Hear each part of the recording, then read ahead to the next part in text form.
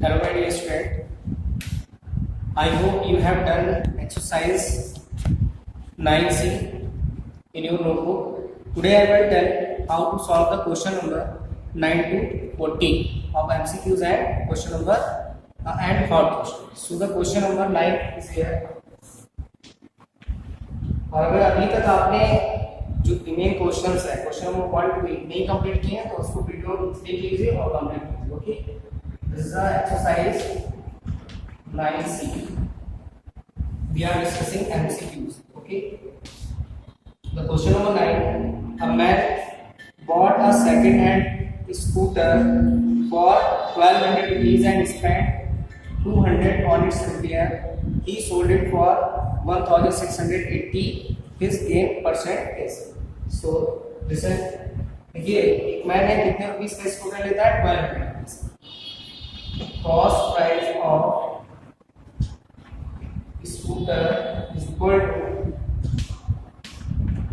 1200. Okay, now he spent 1200 on its repair. He spends on its repair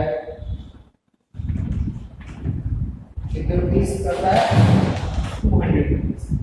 देखिए scooter जो bike है उसकी cost कितनी है 1200 और स्पेंड कितना कर रहे हैं रिपेयर पे 200. टोटल कॉस्ट उसकी क्या होगी? टोटल कॉस्ट प्राइस डिपेंडेंट इसकी फुल फॉर्म में लिख सकते हैं और सीपी भी लिख सकते हैं. 1200 प्लस 200 दिस विल बी 1400. यानी उसको स्कूटर पड़ा वो कितने का पड़ा 1400 रुपीस का. ही sold it for now selling price.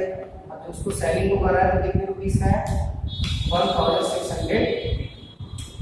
Now you can observe from here SP is greater than CP.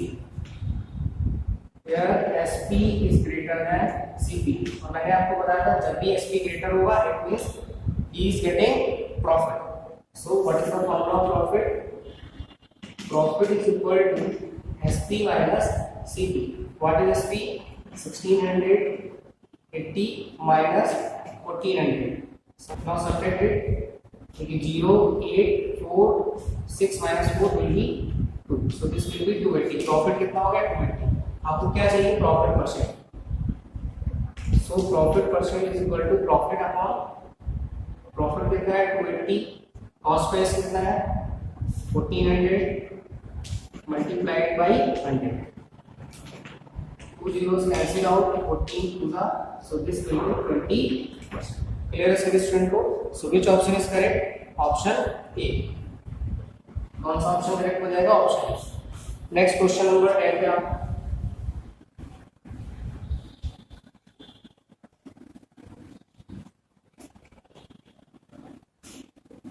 Question number 10. In question number 10 if ratio of cost price and selling price of an article is 5:6 the gain percent. देखिए ratio क्या है question number 10 का. ratio of cost price and selling price. So what is given 5:6. तो यहाँ से clear हो गया कि जो CP है वो 5 है और सेलिंग प्राइस क्या है 6 है. ठीक है, आपसे क्या पूछ रहा है गेन परसेंट. तो गेन किस तरीके से फाइंड करते हैं? गेन परसेंट इक्वल टू होता है सबसे पहले गेन अपॉन सीपी. तो गेन कैसे फाइंड करेंगे? SP minus CP upon CP into 100. ये फार्मूला मैंने डिस्कस किया था लास्ट वीडियो में तो जरूर देखिएगा इसको. ठीक है, एसपी कितना किया था? एसपी देखिए 6 और सीपी कितना है 5. वैल्यू पुट करेंगे 6 minus 5 and CP is 5 multiplied by 100. This will be 1/5 into 100. 5 on the 5 5 to the so this will be 20%. कितने परसेंट का गेन हो रहा है 20. So which option is correct? Option C. Okay student, next question number 11 देखते हैं.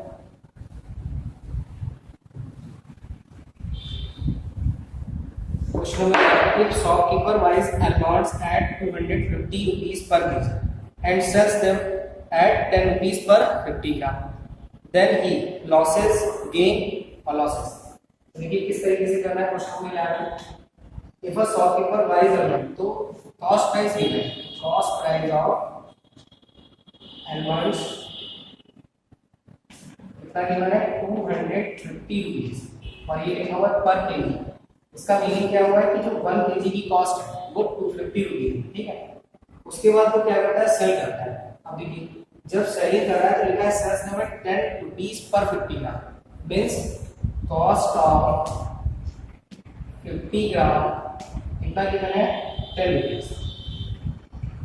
लेकिन यहाँ पे जो कॉस्ट प्राइस था उसका वो पर केजी लिखा हुआ है यानी किलोग्राम, और यहाँ क्या है ग्राम। इसको केजी में कैसे कन्वर्ट करेंगे, मैंने आपको यूनिट के मेथड बताया था। पहले आप इसको 1 केजी 1 ग्राम बनाना है, तो दिस विल बी 10/50। ओके, अब इसको केजी में कन्वर्ट करने के लिए क्या करना होगा, आपको पता है 1 केजी इज इक्वल टू 1000 ग्राम। तो अगर मैं यहाँ पे 1000 बना लूँ तो ये केजी हो जाएगा, 1000 से मल्टीप्लाई कराइए तो ये हो जाएगा 10/50। और अगर इस साइड मल्टीप्लाई 1000 से किए तो इस साइड की मल्टीप्लाई किससे होगी 1000 से। और 1000 ग्राम क्या होता है 1 केजी। 1 केजी का केजी क्या हो जाएगी, कैंसिल कर लेते हैं 50 to the 100 this will B 200, यानी 1 केजी की कॉस्ट क्या 200 है। अब यहाँ पे वो क्या कर रहा है, सेल कर रहा है ना, तो लिखेंगे इसको selling price of almonds is equal to 200। Cost price था 250, सेलिंग किया उसने 200 का, तो आप देखिए इसमें प्रॉफिट हो रहा है लॉस हो रहा है। अगर हम 250 का परचेज कर रहे हैं और 200 में सेल कर रहे हैं तो it means we are getting loss. तो लॉस का फॉर्मूला देखिए क्या होगा, loss is equal to CP minus SP. CP कितना है 250, एसपी कितना है 200, सो दिस विल बी 50। तो 50 रुपीस का लॉस हो गया। बट आपसे पूछा क्या गया था, आपसे पूछा गया है देन लॉस, जितने भी ऑप्शन है सब लॉस परसेंट गेन परसेंट, इसका फॉर्मूला क्या होता है, लॉस परसेंट का formula loss upon cost price. तो लॉस कितना हुआ है 50, कॉस्ट प्राइस कितना है 250 अपॉन 100। इसको सॉल्व करेंगे, देखिए 50 ये 5 जा एंड 5 2 जा, so this option will be correct 20% loss और प्रॉफिट, लॉस लिखा है और लॉस लिखा है। क्लियर है, तो ऑप्शन देख लेते हैं कौन सा करेक्ट है, ऑप्शन ए। ठीक है, इस तरीके से लिखेंगे है option A is correct. Okay student, next question.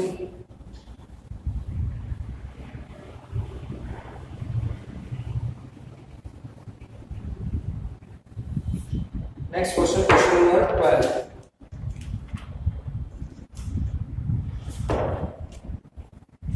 In question number 12, Bob sold his watch for 190 rupees. Okay, thus gaining a loss of 5%.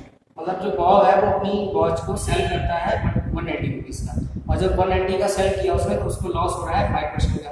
तो कॉस्ट प्राइस होगा वर्थ। सिंपल क्वेश्चन है। सबसे पहले देखिए सेलिंग प्राइस क्या है, क्वेश्चन नंबर 12। सेलिंग प्राइस 190, ठीक है, लॉस उसको कितना हुआ है 5% का। अब आपको मैंने फॉर्मूला बताया था कॉस्ट प्राइस फाइंड करने के लिए, तो CP = 100 × SP अपॉन 100। लॉस हो रहा है तो माइनस, और ये क्या हो जाएगा loss percent. Okay, now put the values. 100 × SP कितना है 190 अपॉन 100 माइनस लॉस कितना है 5% का, तो ये हो जाएगा 100 × 190 upon this will B 95। Okay, 90 to the 90, 95 the 95, 5 to the 10, and this will be 100।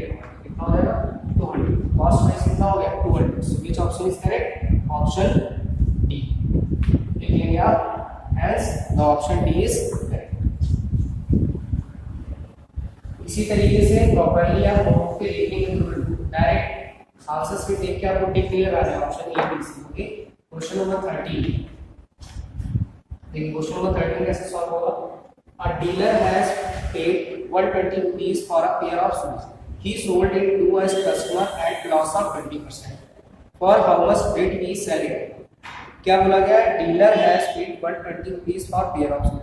He sold it to a customer of loss of 20%। For how much did he sell it. तो ये question आप खुद से लगाएंगे इसमें, ठीक है।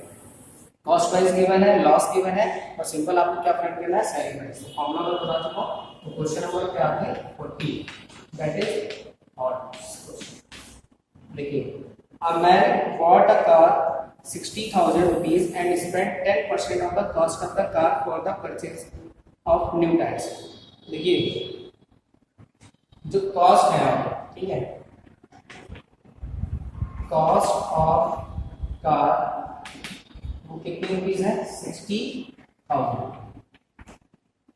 But उसने क्या किया, ये 60,000 के 10% का किस पे स्पेंड किया है, न्यू टायर परचेज।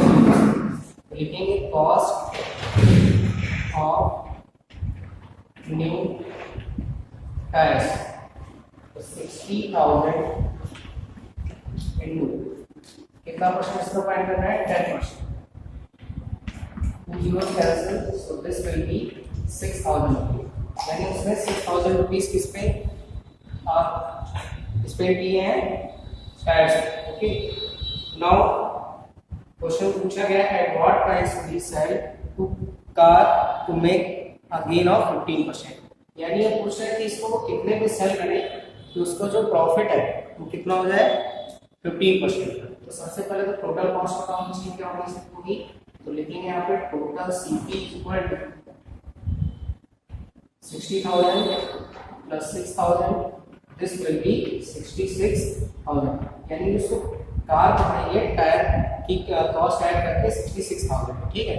अब वो पूछ रहे हैं कि कितने में इसको सेल किया है, मतलब सेलिंग प्राइस आपसे पूछा गया है और गेन कितना गिवन है, और गेन उसे कितना हो जाए, 15%। देखिए तो फॉर्मूला आपको पता है, CP is equal to 100 into selling price upon gain हो रहा है तो गेन का फॉर्मूला लगाएंगे gain percent, but what we have to find SP। CP की वैल्यू पुट करते हैं, कितनी निकली, 66,000 इज इक्वल टू 100 और SP आपको फाइंड करना है, गेन इज गिवन, गेन कितना है 15। When will you add 100 and 15 then you will get 115। Now SP is equal to 66,000 divide goes into multiply and multiply goes into divide, 2 zeros cancel out, 1 zero का ऐसे लिखेंगे, ठीक है। चलिए इसको multiply कराना, तो 115 and 66, 6 5 जा 30, 3 कैरी, 6 1 जा 6 and 3 9 and 6 1 जा 6, 0 9 6 added 0 9 6 9 15 carry 1, so this will be 7,590, 7,590। तो SP क्या हो गया, 7,590। मतलब अगर वो कार को इस पे इतने रुपए में सेल करेगा तो उसे कितने का प्रॉफिट होगा, 15%। क्लियर है स्टूडेंट। तो एमसीक्यूज और हॉट क्वेश्चंस मैंने कंप्लीट कर दिए इस वीडियो में। नेक्स्ट वीडियो में I will discuss exercise 9। Thank you student, don't forget to right